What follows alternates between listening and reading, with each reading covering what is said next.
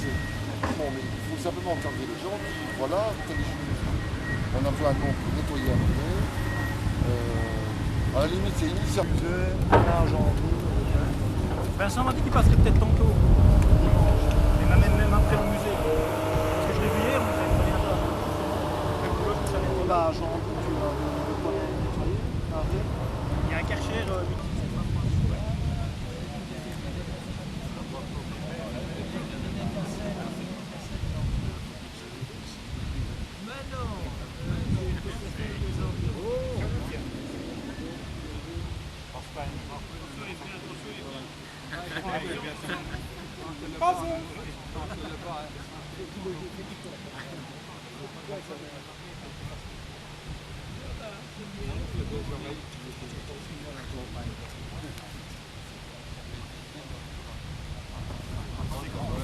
Et merci à tout le monde alors. Hein.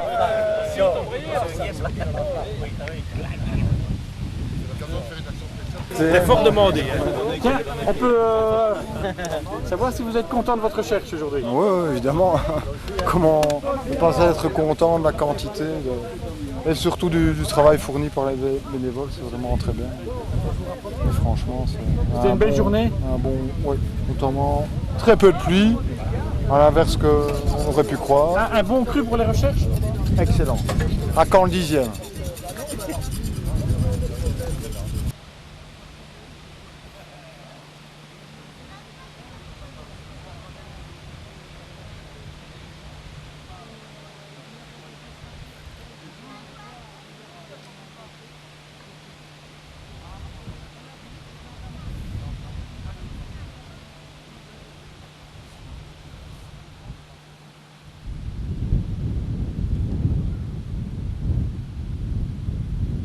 À mon avis, c'était de la tourelle.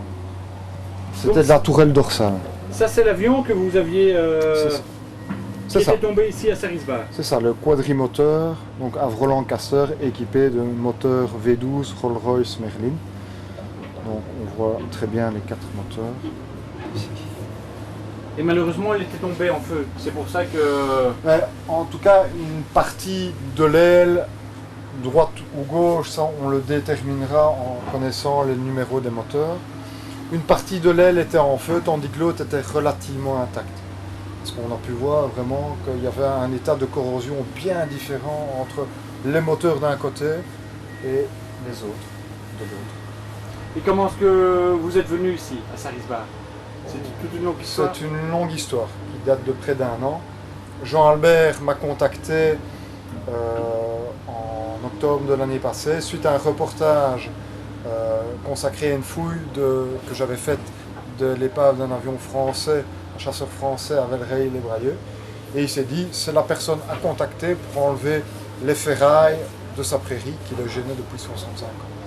Et donc il savait que j'étais relativement sérieux dans mes recherches. Et ce qu'on a fait assez rapidement, c'est d'abord identifier le type d'avion qui s'était écrasé.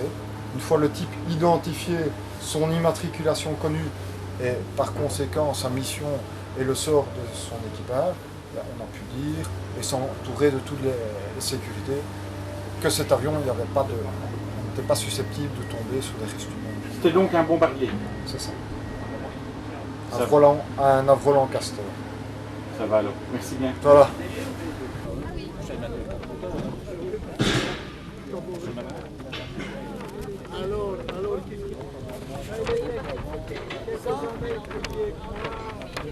C'est le manuel du mécanicien de bord.